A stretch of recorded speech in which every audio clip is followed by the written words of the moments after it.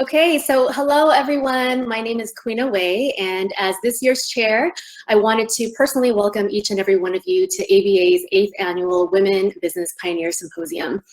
Hopefully you all got a chance to mingle a bit, check out our exhibitor booths. If you didn't get a chance, we will have an opportunity for more networking at the end of the event, probably around 5 o'clock is what we're shooting for.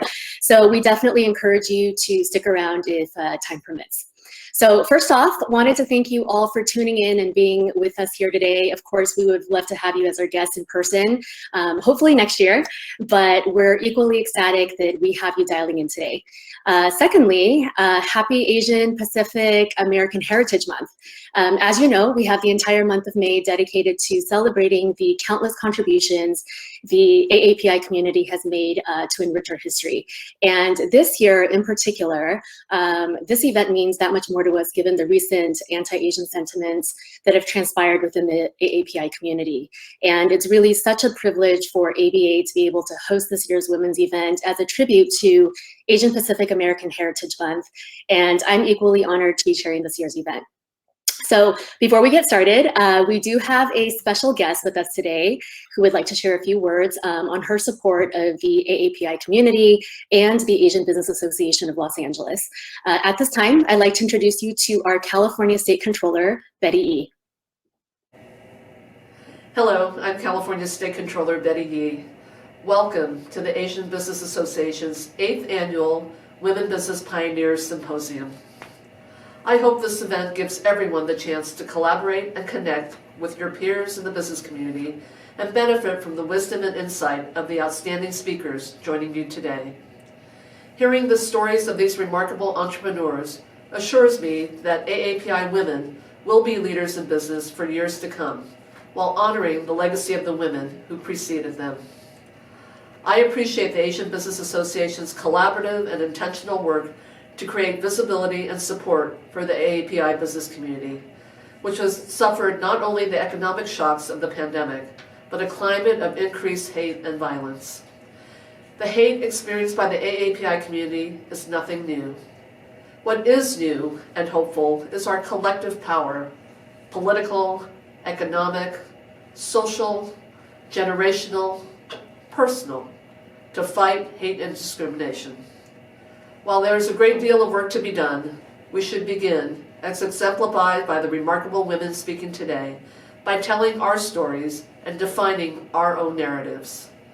We must share the collective histories, experiences, and personal journeys that shaped us. We must also work to listen and gain better understanding from other communities also affected by hate and discrimination. Again, I would like to thank the Asian Business Association for their steadfast advocacy of our community and for uplifting and supporting women in business. I extend very best wishes for a successful event. Thank you. Wanted to thank California State Controller Betty Yee for, oh, can you guys hear me okay? Yes. Okay, perfect. Okay, sorry about that. Okay, so wanted to thank California State Controller Betty Yee for your ongoing leadership, commitment, and inspiration to the AAPI community, as well as your support of ABA's Women's Symposium. So the women's event is by far my most favorite event of the year. I think it's true for a lot of women that are part of ABA. It was actually 3 years ago that I was invited by a dear friend of mine to attend my first ABA event. She had tried to get me to go to so many events in the past, and with kids and everything, it was just very difficult to try to make time. But so glad I went, and that year happened to be the 5th Annual Women's Symposium. I remember it making such a big impact on me personally, not because I was carrying a 15-pound swag bag out the door, but because I left that day feeling humbled, refreshed, and ready to hustle. And a few months later, I decided to join ABA as a board member, and I've been on the Women's Committee consecutively for the last 3 years. Like you, I sat in the audience, listened to the entrepreneurial journeys of 3 remarkable women. I still remember that year so clearly. On the panel, it was Vanessa Du of Healthy Kombucha, Kelly Nguyen of Dr. Kumo, and Nadia Lee of Collectin. And coincidentally, just so happens that all 3 of these amazing women all served on this year's Women's Committee, planning this event for all of you. And Nadia, whom you'll meet shortly, is also our featured moderator this year. So I'm sure it's going to be really fun for her to switch it up, be on the other side of the panel, asking questions instead of answering them. So I share this story with you all just to show you how much of an impact an event like this has made on so many of us within this community. Each of the women that I just spoke about were not only able to provide inspiration to all of us that day by sharing their entrepreneurial journeys, but they also saw the value and the impact that they can make within an organization like ABA by further giving back to the AAPI business community through the power of influence as leaders of an organization like ABA. So with that said, whether today is your first event with ABA or your 100th, either way, I encourage you to join as an ABA member if you aren't one already, so that we can continue to make an impact within our community together. So this year, I serve as the vice chair for the Asian Business Association of Los Angeles, and am so honored to be on the executive board alongside my fellow board directors. Every signature event hosted by ABA is chaired by a board member and backed by a committee comprised of board members. So I wanted to give everybody a quick shout out to the folks that run ABA behind the scenes. So our board directors, thank you to all of our ABA board directors led by co-chairs James J. and Elizabeth Yang. We also have the support of an awesome advisory council who are also passionate about supplier diversity in the workplace and support ABA throughout our mission and initiatives. And a very special thank you to everyone who serves on ABA's advisory council led by co-chairs Donna Ruff and Aura McCracken-Bird. Over the last few months, the Women's Committee has been working really hard to bring you today's event, so I wanted to take a few minutes to thank everyone on the working committee. Angela Chang, Vanessa Du, Nadia Lee, and Kelly Nguyen. And of course, the team that runs ABA on a daily basis, who you don't get to see most of the time, are ABA staff. There are so many events, so many things that happen behind the scenes with all of our events. So a very special thank you to ABA staff who make sure that we are able to execute all of these events each year. You guys saw Dennis in the beginning. He's our executive director, Dennis Huang of ABA, our program manager, Bianca Tsai, and our administrator, V. So the one thing that people still continue to talk about when they walk away from our women's event each year is the swag bag. And the swag bag couldn't have been made possible without our amazing donors. So I wanted to take a moment to acknowledge all of our donors, which by the way, are all 100% AAPI owned businesses, which we're all so proud of, for all the goodies that were gifted this year.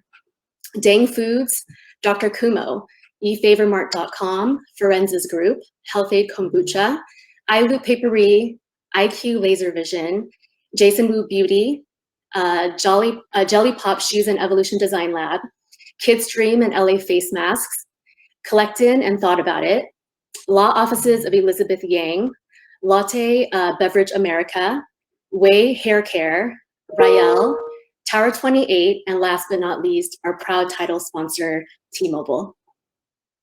And lastly, on behalf of all of ABA, we'd like to thank all of our incredible sponsors that have made this year's annual Women's Symposium possible. This year's Topaz level sponsors, Assemblyman Philip Chen, Aviva Pharmacy, California Water Association, CIT, and Wells Fargo. Our Emerald level sponsor, Southern California Edison, our Ruby level sponsor, US Bank, and finally, our Diamond level sponsor, T-Mobile. And at this time, I'd like to introduce you to Stacy Harwood, the Program Manager for Supplier and Diversity from T-Mobile, for some welcoming remarks. Congratulations to the Asian Business Association of Los Angeles. Hi, I'm Stacy Harwood with Supplier Diversity at T-Mobile. T-Mobile is a proud sponsor of the Asian Business Association of Los Angeles 8th Annual Women Business Pioneers Symposium. One of the things that I love about working at T-Mobile and working in the Supplier Diversity Program is being able to work with organizations such as the Asian Business Association of Los Angeles and getting to meet with diverse suppliers that have products and services that T-Mobile could use and bring value to the corporation. Supplier diversity is so important to T-Mobile. Diversity is in our DNA. We look at our customers and our employees as a diverse group, and we want our supply chain to reflect the faces of our customers and our employees. In T-Mobile's advertisement, we always ask the question, are you with us? Well, we want you to know today that we stand firmly beside you and we are with you. For more information, please reach out to Supplier Diversity, all one word, at t-mobile.com. We'll be happy to respond and talk to you. Thank you from T-Mobile.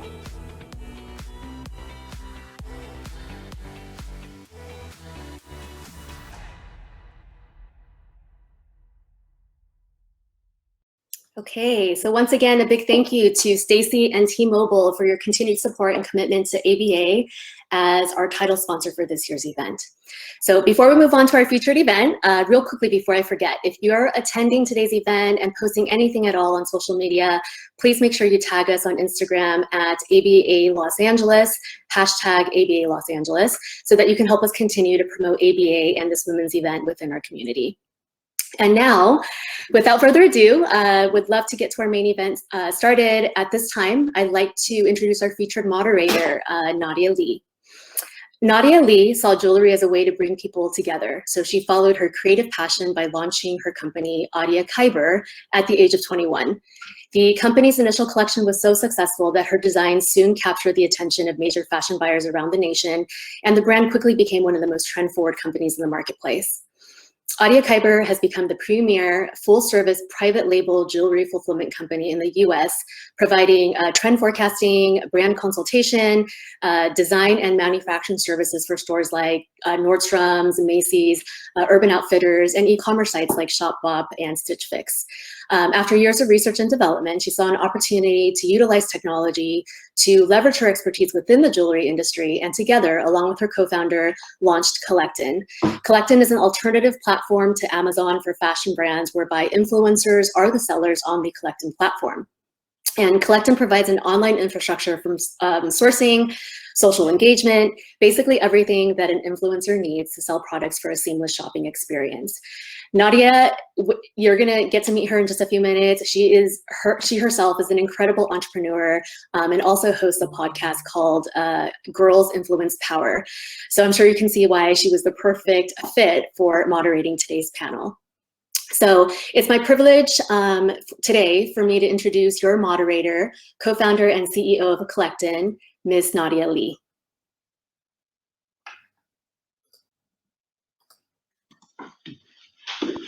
Hi, everyone. Thank you, Queena. It's a pleasure to be back at ABA, to be a moderator this time for the Women's Symposium. And, you know, I'm very honored to be with the company of these amazing women and to be able to introduce them to you. So I'm just going to go right into the program and let's hear these ladies' stories. I'm going to start by just asking the ladies to introduce themselves, a little bit about them and their pathway to get to where they are today. So we'll start with Amy. Hi, everyone. My name is Amy Nguyen, and I'm co-founder of Aviva Pharmacy. It's such an honor to be here with all of you to learn and share from our own experiences. And my journey here was certainly a winding path dotted with steep hills, and some of those hills I chose to climb on my own accord. Instead of taking the easier path after pharmacy school, working for others, I chose to open a specialty pharmacy with my partner, Kelly. And when both of our families were very young, our children were very young. So the business became all-consuming, and we had to juggle work, spouses, children. So getting there was certainly required a lot of hard work and sacrifices and plenty of risk. And that definitely were days when I felt like I couldn't handle another day of it. But we marched on, and the journey was very much mine and very much worthwhile. And a big part of this was being able to embrace the curious, open-minded, and resilient mindset of the immigrant mentality. And I feel blessed to have a very strong support ecosystem, one that I continue to nurture and build. So it's such an honor to be here. All right, and we want to welcome Laura next. Laura Huang.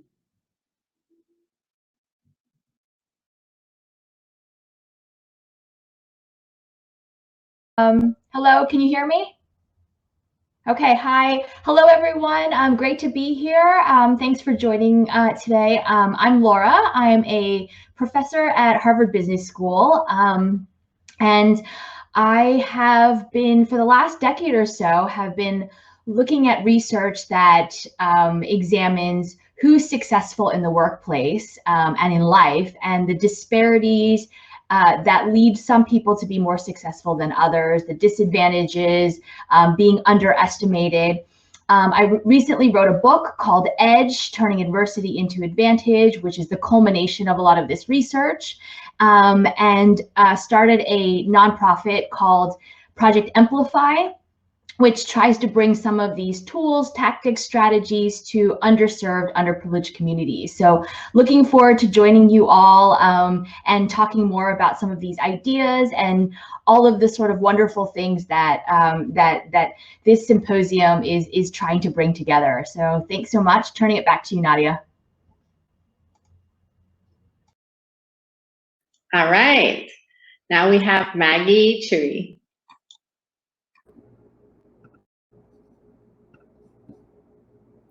Thank you so much, Nadia, for that introduction. I'm so excited to be here, and thank you so much to Asian Business Association for giving us this platform and allowing us to be here today. My name is Maggie. I am the co-founder and COO of the Asian Hustle Network, where we work to empower and uplift Asian entrepreneurs and professionals globally. And we really started this organization and this community because we understood that Asians are often underrepresented in many different industries and areas. And, historically, we've always had, this generational limiting belief that we have to, keep our heads down, stay quiet, work hard. But we really want to kind of tackle that mindset and allow Asians in our community to use their voices, to speak up, to be loud, and, share a lot about their entrepreneurial journeys, share, experiences about them finding their Asian identity. And in the past year and a half, we've built our community to over 100,000 members across all social media platforms. It's just been really inspiring to see all the connections being made in the community. But yeah, really excited to be here, and thank you so much for giving us the space. Thank you, ladies. So I think it would be great for all the women in the audience to kind of walk away with some insights on every lady here, your journey as women leaders. So I know with Laura's book, Edge, it provides a great lead off for this conversation. Laura, can you tell us a little bit about your book? What is Edge, and that what brought you the success that you have today?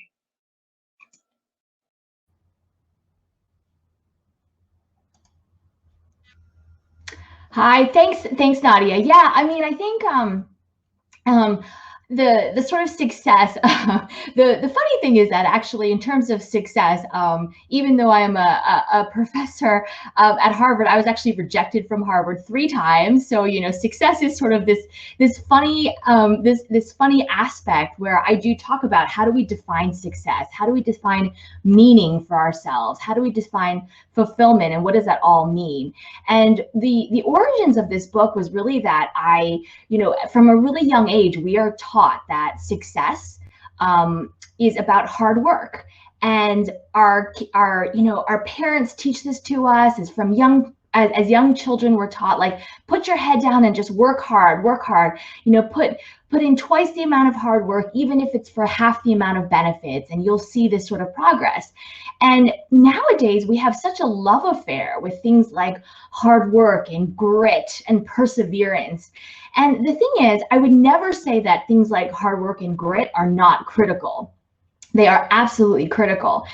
But yet deep down, we sort of also often get frustrated because we put in that hard work, and that hard work doesn't always pay off. that you can take two different people who work equally as hard, and one will be ultimately more successful than the other. And why is that? It's because so much of success and outcomes are not determined just by hard work. They're also determined by perceptions and subtle signals and cues and stereotypes that exist out there. And so what I've done in the last couple of years in terms of my research and in terms of what went into this book is understanding these perceptions and signals and stereotypes.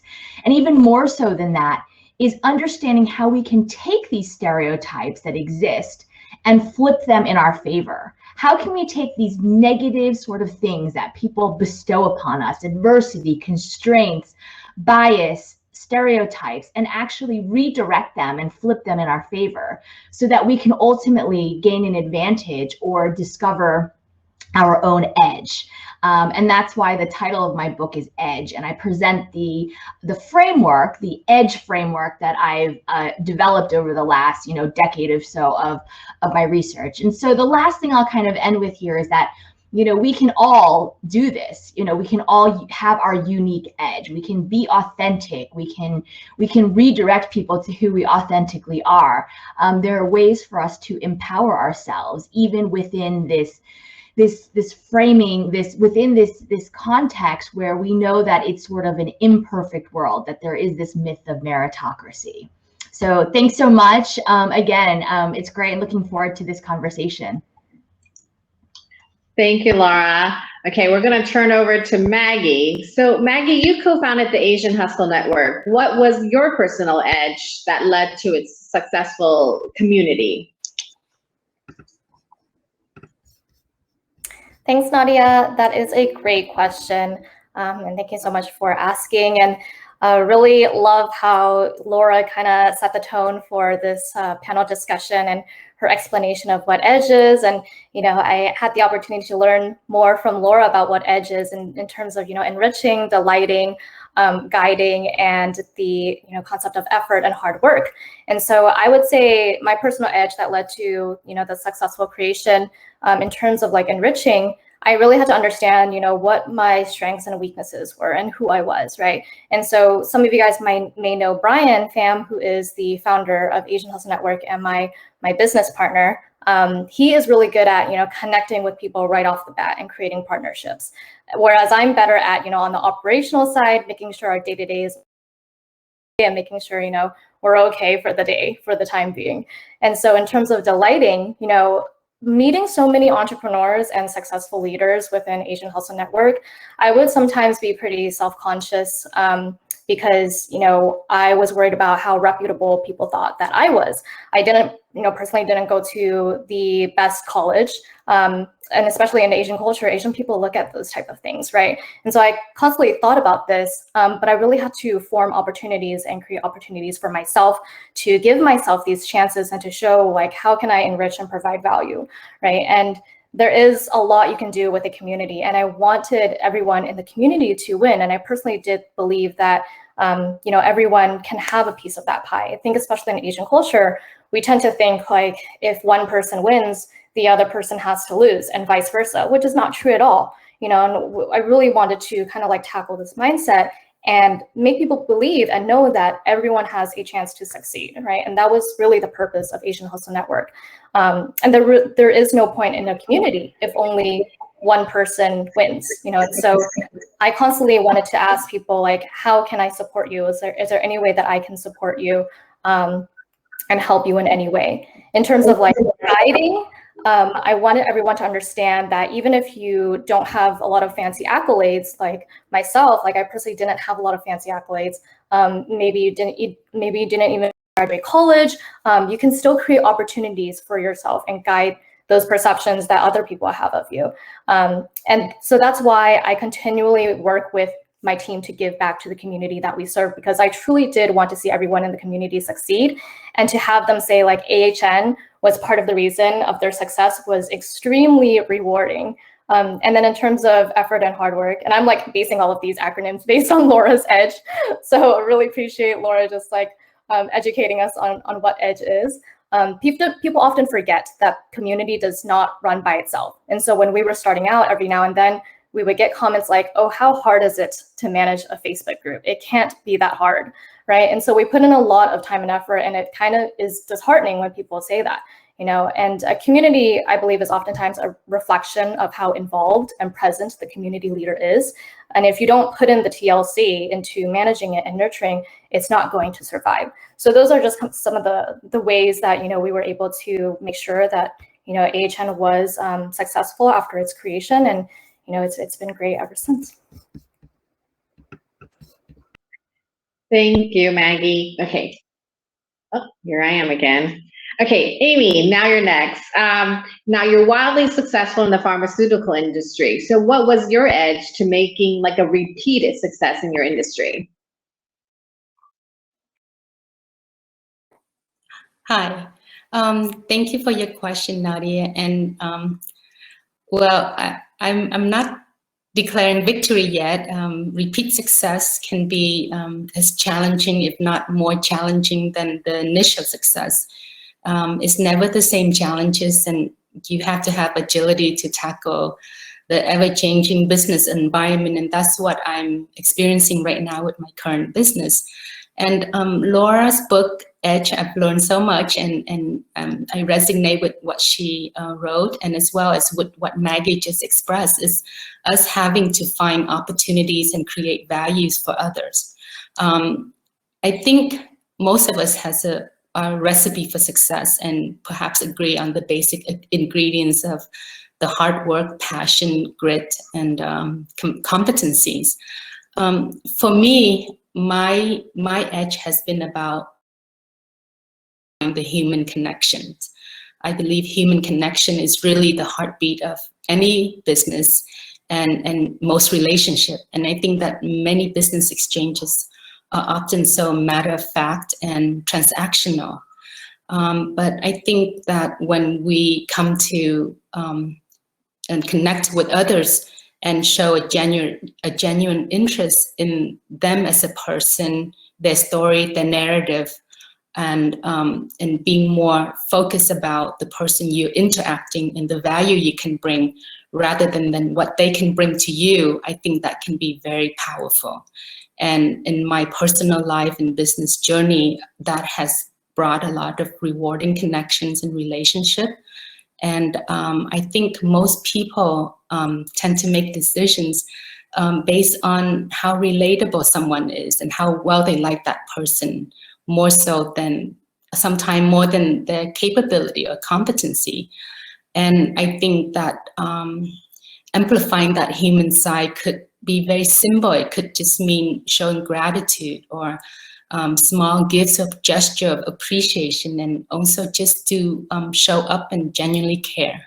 And I have to say that that has been a winning formula for me, at least, to have that edge.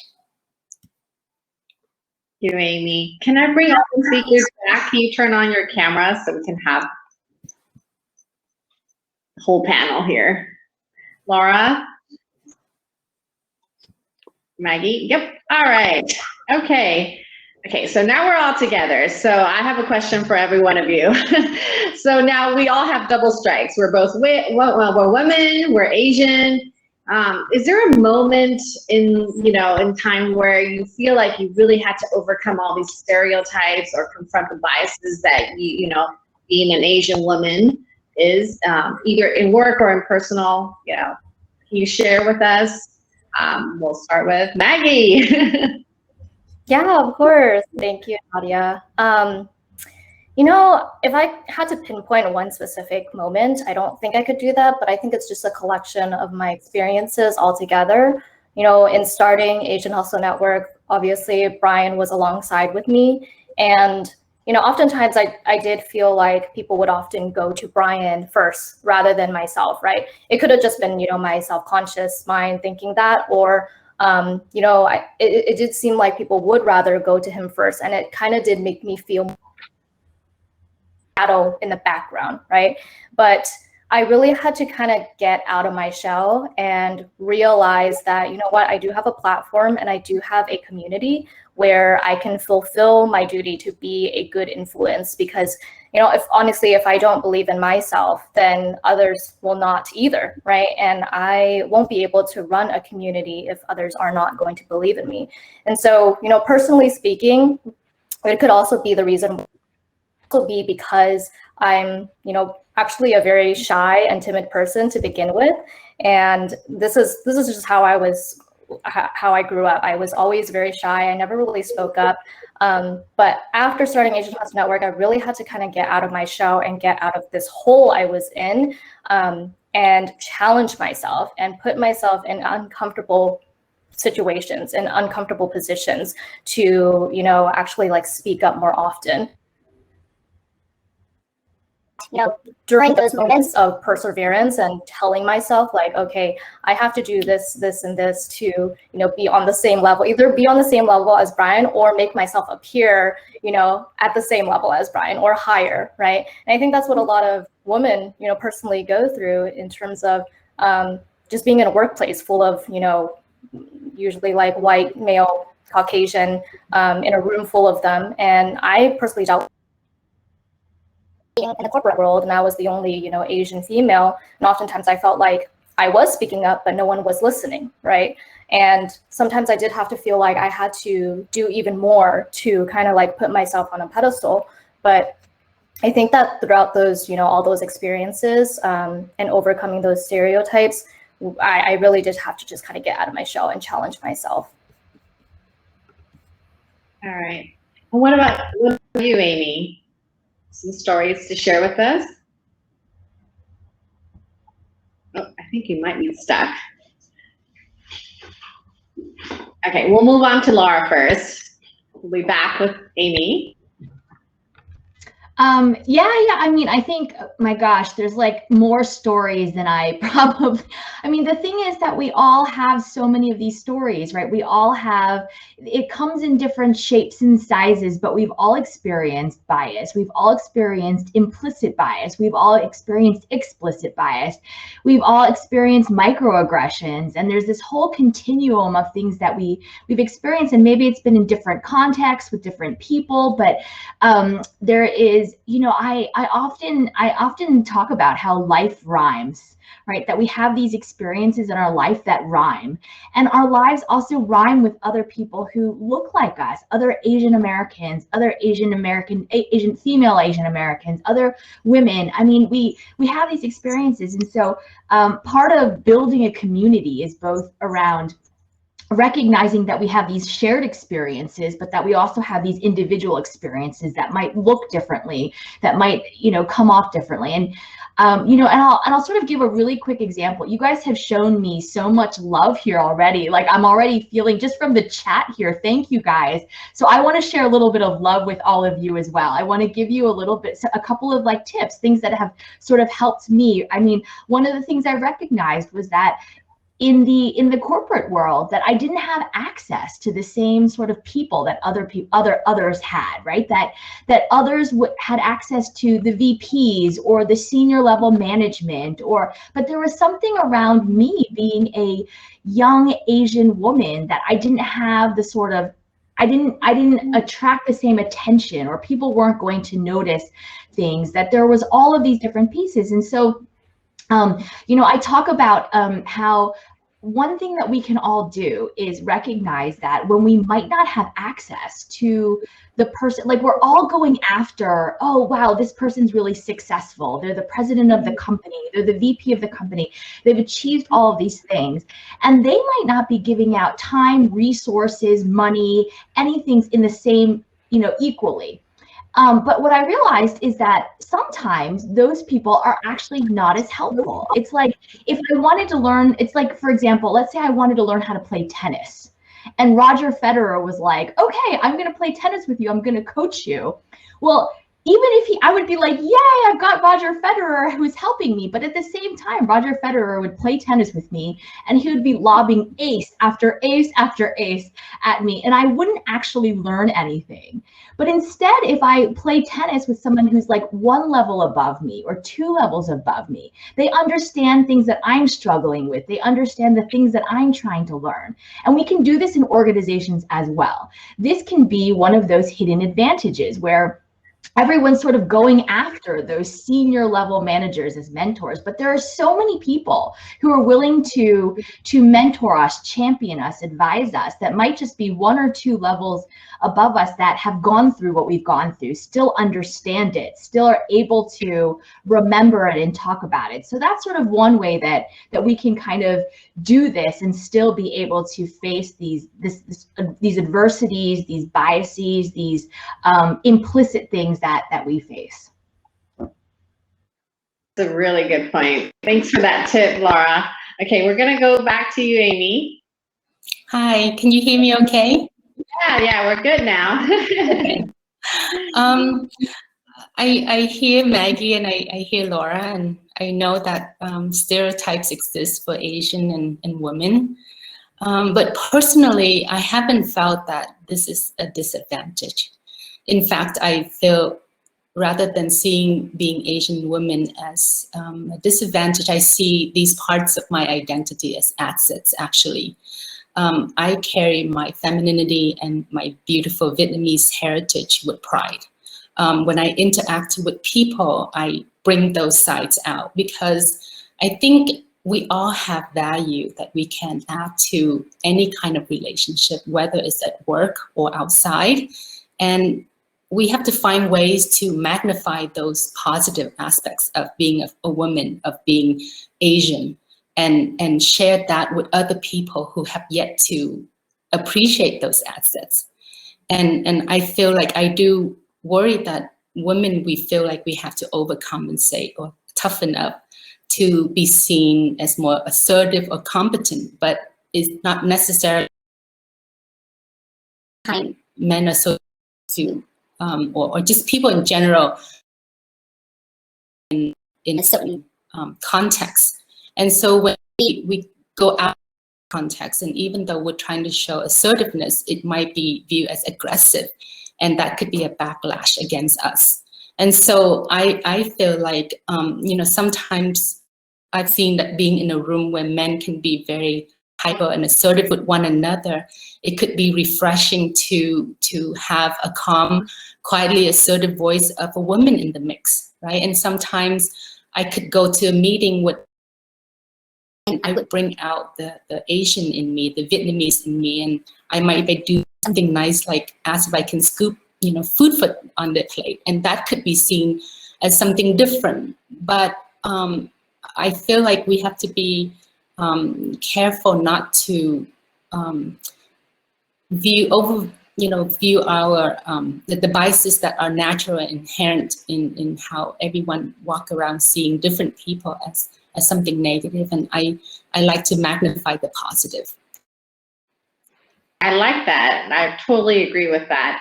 I mean, right now there's a super hyper focus on women, and then especially this month, right, or the last couple months, Asians in general.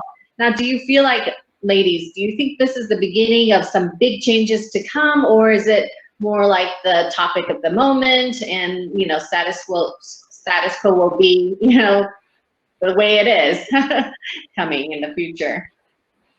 Amy, you want to take a stab at it first? Yeah, I think that most successful forward-thinking executives and corporations know that diversity and inclusivity are imperative to the growth and success of their company. First and foremost, diversity will enrich and deepen the wealth of a company, because diverse perspective, viewpoints, background can increase the creativity of a company and growth, and it also helps their customers or clients view them and become more relatable to the fact that their company have a diverse mix of people. And so it's a win-win for everyone when a company is more inclusive and diverse. The critical thing right now is that you know, this is a transitional period where companies are making room for more minorities and women, and it's a good time to take advantage of this opportunity. It's critical that when given this opportunity is how we show up, right? Do we reaffirm their biases that we're less capable, or can we change the stereotypes? and impress them with the value we bring to the table, and ultimately reshape these biases. And it's going to take time, and it's not going to be something that will occur overnight, but I think that progress will come, and each of us on our part too, we have to take time and see what our biases. Do we have biases that prevent us from becoming successful? And those are important things that I think we need to think about as well. It's not other people's biases that affect us, it's sometimes our own as well. What do you think, Laura? I'm really encouraged by the sorts of conversations that I've been seeing recently. I mean, in a lot of ways, it brings more language and understanding to things that so many of us have felt but haven't been able to articulate. I think there's just things around these conversations around being a model minority or being invisible, or the types of expectations that are placed upon us. So I think the more that we can have these conversations, and that it becomes a part of like our normal vernacular, where it's not these sort of hidden things that we feel, the more that we're going to be able to continue to make progress. I think the other way that we're going to continue doing this is by doing more of what I sort of alluded to before, which is building community in ways that we may not only need, but also in ways that we're not even sure that we need yet later. And part of the trickiness of this is that we are so different, and there is these aspects of, like, we understand the overall Asian American plight, but yet when we look at individual different, the sort of issues that Japanese Americans are facing, Korean Americans are facing, Chinese Americans are facing, and so on and so forth. I think we also need to remember that there are different ways to build this community. And so just like, for example, if we're going to war, right, you're going to need some people that are on the front lines. You need the people who are sort of on the front lines fighting, but you also need people who are the meteorologists checking the weather. You need the people who are rationing, the people who are, supporting from behind the scenes. And the one thing that I think we can do to continue pushing this forward is to enable that and to embrace that, where not everyone has to be on the front lines. The ones that are people that are verbal, the people who are fighting, the people who are doing this, so when we can embrace that, and embrace that there's lots of different ways, because not everyone's going to be feeling comfortable to be on the front lines. Not everyone's going to be able to be verbal, able to do the sort of on the ground things. That's when we're going to be able to make progress and continue this. And so to your question of can we keep extending this? Is this a short-term thing? I think we can extend this, and we can make this a long-term thing, as long as we understand all of the nuances and understand that we need to be able to account for all of these different factors. Right. Maggie? Yeah, I definitely agree with Amy and Laura. I think they both bring up really great points. Obviously we are still going to experience, hardships and struggles within the Asian community, as well as, being a woman. But I do believe that, this is the start of something big. And on the women's side, just to give some statistics, I think in the last year, there was like less than 3% of venture capital funding going to women-led companies. But I do see there are definitely more and more programs, specifically to help women entrepreneurs, and just events like these, to empower more women business. And like Amy said, like, we just have to look for those opportunities. I think a lot of those times we don't even pay attention to those opportunities, and we really have to do our part in looking for those opportunities for ourselves as well. I think on the Asian side, we're definitely getting more media coverage, and based on everything that's been happening in the last year and all the unfortunate events within the Asian community. But we've definitely been more vocal, and we've been like demanding for more representation. We've definitely been speaking up when historically we've been seen as like quiet and docile and weak, right? I feel like over the last year and a half, we've really been forced to look deeper to our cultural heritage and just learning more about our heritage, who we are, where we come from, and recognizing that although our cultural differences are unique, it's also important that we come together as a collective and stand in solidarity, right? So I do believe, yeah, to answer your question, I do believe this is the start of something big, but we have to continually work on it and see that, understand that it really is going to take all of us to make a difference. Right. I think as standing together as a community, also just communicating and just being there with an open mind, I think really helps.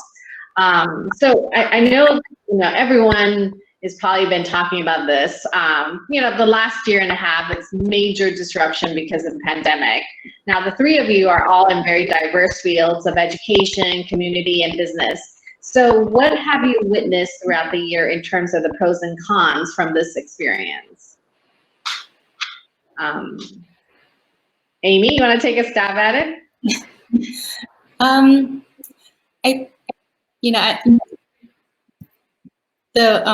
What came out of the pandemic, the con personally for my business and from our company was that we saw half of our revenue. I mean, we lost half of the revenue. Basically, our business declined, and it was very painful. And then when the rioters and the protests came, our pharmacy got looted, and it was a double whammy for us, and it was a little heartbreaking. But you know what? What I observed was that our employees were very resilient and they were supportive. And instead of us dwelling on the negative of what's going on here, for us personally, we found resilience and start thinking about what we can do for other people. Like, this is a pandemic, how can we help? So instead of thinking about ourselves, we began to search for opportunities. And one of the things we did was we connected with our community, and our pharmacy was one of the first few to actively seek out and obtain the vaccines. And outside of the city-run clinic, we became one of the businesses with a really large vaccination site. And up to date, we have provided over 12,000 vaccines. And that really invigorated and energized and motivated our team. And from what I've experienced in the past, in every adversity, there's an opportunity to grow and to thrive and to become even bigger than you were before. And it's a matter of how you choose to look at the adversity that comes before you. And so I feel like the same thing can be extended to our community at large. From this adversity, I think people begin to look a little harder and race and how we treat each other, right? And if this didn't happen, maybe and treat everyone with certain lack we have been doing, and the changes wouldn't have come. So I feel like the moral of all this is that we should in challenges in our lives, and instead of dwell on the negative and feel like victims. I mean, definitely the pandemic has impacted so many people in levels. What about you, Maggie? What do you think? How has that impacted you? In terms of, building Asian Hustle Network, it sounds a little bit bad to say this, but I think that Asian Hustle Network came at a really interesting time and a perfect time, just because it happened right before the pandemic. And I was able to see so many different changes with the Asian community. And a lot of them were business owners, and so we focused on Asian entrepreneurs and professionals. And I would say, Asian Hustle Network grew substantially during the pandemic. I think people were looking for a community to turn to, just asking about, anything from how do I pivot my business? How do I make sure my business stays open? How do I get a PPP? And, I've seen, in terms of the business side, I've seen so many business owners being super scrappy with their their ideas and pivoting their businesses. And just to kind of give you an example, this one person owns a boba shop in Los Angeles, and he said he was going to go out of business because he wasn't getting any revenue. He wasn't able to pay his investors. He wasn't able to pay rent or his employees, but he had to pivot and think of a new way to sell his products. And he made this DIY boba kit where he sold it online, promoted it on Asian Hustle Network. He sold out in like 2 days. And those are just like one of the things that I saw in Asian Hustle Network where it kind of like gave me a lot of faith, because, you know, he was almost, you know, so close to closing down his business, and he was able to think of something on the quick like that. And being able to, like, you know, share it with our network. And now he's doing fine. He's about to open up his shop again now that nearing the end of the pandemic. But in terms of like the racism side, I've definitely seen a lot. Well, you know, obviously there was fear to begin with. There were a lot of people who were feeling afraid. You know, there were 6,600 reported anti-Asian hate crimes in the last year, and a 169% surge in the first quarter of 2021. But the more we understood what was happening, for better or for worse, one thing for sure is that it really brought us together and more united as a community, right? And obviously I wish that it happened under different circumstances, but there was some good. Were hosting rallies. People were donating to GoFundMe links of the victims or the victims' families that were attacked, to grassroots organizations that are really on the ground doing the work to help keep our neighborhoods safe, supporting small businesses that were affected financially or were vandalized due to racism. And then people were like reporting on these incidents on Stop AAPI Hate, right? And we always say, like, if you see something, say something. And we've definitely been seeing a lot of change. More, and then in turn we started getting more media coverage for the Asian community, which is something that we had lacked a lot before. And, you know, just been speaking up when historically we've always been very quiet, or people saw us as quiet, right? And, you know, like I mentioned earlier, a really big change is just us learning more about our Asian identity, learning more about our cultural heritage, and recognizing that, you know, we have to come together as a community. Definitely. Laura? Yeah, I mean, not a lot to add to what Amy and Maggie have articulated so beautifully. I mean, I think all of that really makes a lot of, I mean, all of that in terms of how we've taken adversity and tried to make it into opportunities. So I think it's obviously been devastating for so many of us. It's been really a really hard year. And I think it's the more we can remember the ways in which it's made us more empathetic towards the fact that people have faced this adversity and these challenges in so many different ways, including not just physically, but emotionally, mentally, spiritually, in lots of different ways. So yeah, just echoing what the Maggie and Amy have already said.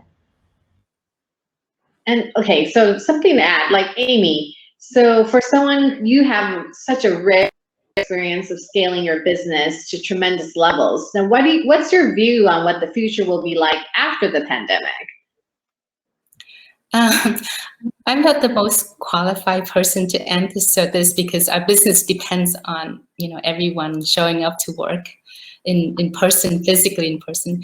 But I think that we've heard or read about a permanent shift in the desire for remote work, and most companies will allow a hybrid model. But in many cases, I feel that remote work will decrease the collective creativity and growth. That's just my personal opinion. If given a choice, I think individuals seeking to grow with the company time at work. There are many studies that shows that people who show up and go to work are seen as more ambitious than those who prefer to stay home, and they're more likely to get promoted and get the raises.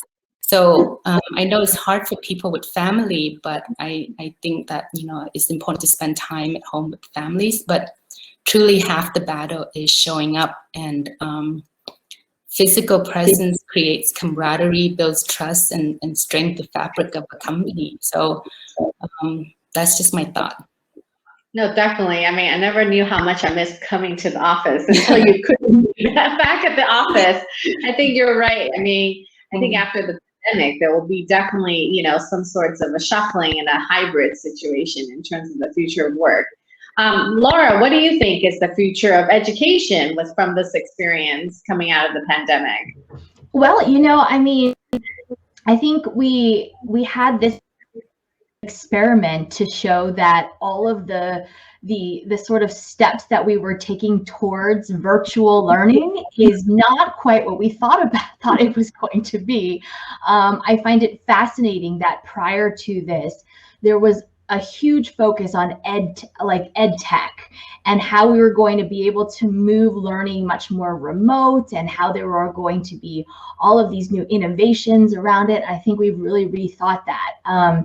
During this past year, my students have just been craving in-person education. They've been craving wanting to be in the classroom, getting to engage with their classmates, wanting to learn in all of these traditional sort of ways. And so I think it'll really change the way we think about what types of education we can do in a remote online sort of setting, what types of education we still need in the classroom, what that means in terms of what we're learning and the type of things that we're learning. So I think it's really changed and shifted the way that we think about education, both for the good and for the bad. It also changes how we envision what traditional universities, what the role is and what they sort of provide. Yeah, so it's just been really eye-opening in lots of different ways. I feel for my students. I really feel for them. I mean, it's such a hard environment from which to learn from, especially the first year students, the ones that are just coming in, that don't even really have a grasp. So it also tells us something about the foundation and what we need to establish in the beginning. So even more so than education, I think we've all experienced those relationships that we've developed, that we've had. It was much easier to have a continuity with that. But new relations that we had to develop, new ways that we had to interact, it was much more difficult, and we had to find ways to sort of maneuver that in varied ways. So yeah. So how do you see, Maggie, as the community and networking? How will that evolve in your view in the future after the pandemic? Yeah, I think Amy and Laura brought up really great points. I definitely agree with Laura that even though we've kind of mastered this like virtual event kind of thing, people are like craving to go back into person. As far as like community,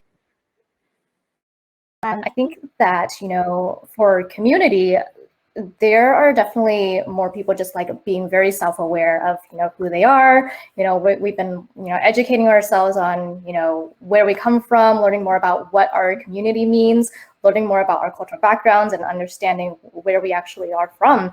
And, you know, I definitely feel that it's definitely a direction, or we're going in the right direction, because as we learn more, you know, and struggles, for example, I think that will actually, there will be like a perception of our presence in society would be met with more context, more empathy, more compassion, rather than, you know, resentment or racism, right? In terms of networking, I definitely think that, you know, we're gonna go back into in-person events. We just had our first in-person event a couple weeks ago, where we like, you know, took everyone's temperature and everything like that. But I definitely been like craving to go back into virtual events, because there's really nothing like in-person events. There isn't that, like, you know, connection being made. I definitely feel the connection with you guys, but it's so much more special when I can like see you guys in person. Agree. That's for sure. All right, so the time is kind of coming close, so I'm just going to give one last question about you know, something everybody likes to hear. What advice would you give your younger self, or your future self, Maggie? Yeah, take it away, Amy. Oh, okay. My younger self, definitely.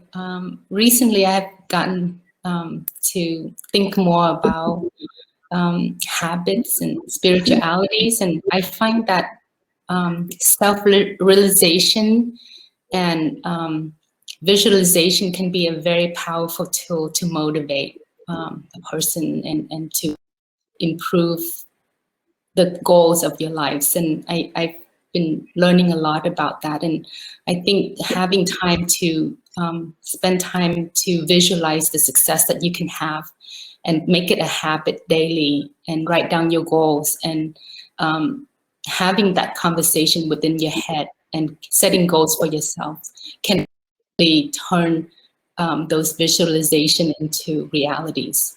So that's something that I've learned can be very powerful. Great. Laura, do you have? Yeah, I mean, I think there's, I feel like I'm constantly giving advice to students and to people. So there's, I have like 6 things in my head that I want to say all at the same time. Maybe I would give the advice, you know, keep the main thing, right? And what I mean by that is, like, there's so much that's getting thrown at us. There's so many, and as we progress in our careers, as we do more and more, it only accumulates. And so if you think about what is the main thing that you care about, what is the main, and if you always center yourself with that, and you keep the main thing, it'll help you navigate all of the other stuff that comes along, all of the other details. Definitely, and keeping it simple, definitely. Maggie, what about you? Yeah, I think an advice I would give myself is to listen, but to not be overly influenced about what other people say. Especially when you're starting a business, a lot of people guide you with opinions and you'll get pulled in a lot of different directions. And 99% of the time, people will tell you that there is a flaw in your business model, right? And that's like one of the things that we experienced when we were starting Nation Hustle Network. People said that we couldn't start a business from a Facebook group. And we, got a lot of backlash from it, and it's easy for people to point out those flaws, right, that they see, but you know yourself what it's like running the business day in and day out and taking those experiences every day to determine like what is the best path for your business, right? And to just be yourself. I think the other thing that I would tell myself is to just be yourself. And that's really when you truly have the most fun, is when you're being true to who you are. Definitely. Thank you, ladies. Oh, I love all the amazing stories and all the inspiration. I feel so inspired after talking with you ladies, because definitely, like, during the whole last year, it's been, sometimes it feels like such a lonely journey. So I'm glad, like, your stories, really help us relate to each other, and kind of give us a bright outlook into the years and the months are, going to return us back to normal. So, okay, so thank you for being part of our panel today. I think we turn it over to Queena, and we may have some time for some Q&A. Is there something, or do we do it at the table? Yeah, I think we're going to head over to networking in a little bit, but just wanted to provide some closing remarks. You guys, so much love and support today. I don't know if people are seeing all the messages go up and down, but honestly, I feel like I take away more and more with each year's panel, and it really is such a privilege to be able to have you all here today. Again, just wanted to give a big thank you to all of our sponsors and our amazing panel of speakers, Maggie Chewie, Asian Hustle Network, Laura Huang, Project Amplify. Hopefully you guys went and ordered her book during this event, Amy Nguyen, Aviva Pharmacy, and our amazing moderator, Nadia from Collectin. Thank you guys so much for being so honest and vulnerable today. I know that all of us will walk away with something, whether it be making a new friend, a newfound strength to persevere and overcome adversity, or even now just having a means to go out there and find your own edge. So this concludes the main portion of today's event, but I do have a couple quick announcements for you if you'd like to stick around for some networking. ABA has a few upcoming events in June. So June 9th at 1:30 p.m. is Regain Your Customers Through Digital Marketing. June 23rd at 1:30 p.m. is Selling Your Business and Knowing How Much Your Business is Worth. One of the highlights of today, outside of the main event, of course, is that for those of you who know who entered, we're raffling off an international round-trip Southwest ticket today. So if you tag your friends' names in our IG post a while back for the women's event, you were automatically entered into the contest to win this ticket. So we're going to be using a random name generator to announce the contest winner. So if we can get our Wheel of Fortune app on the screen, that would be great. And we're spinning.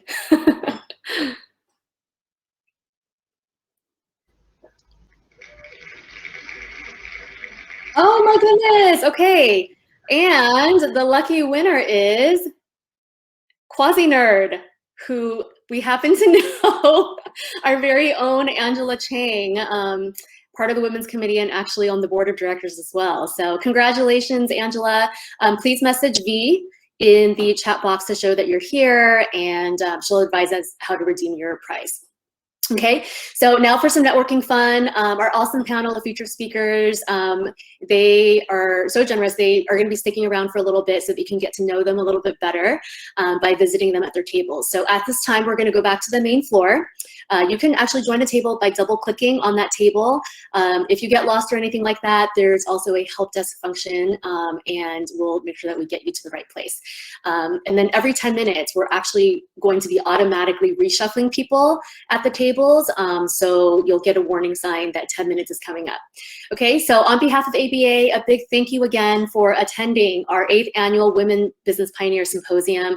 I hope you all had an amazing time, and hope to see you all soon. Thank you.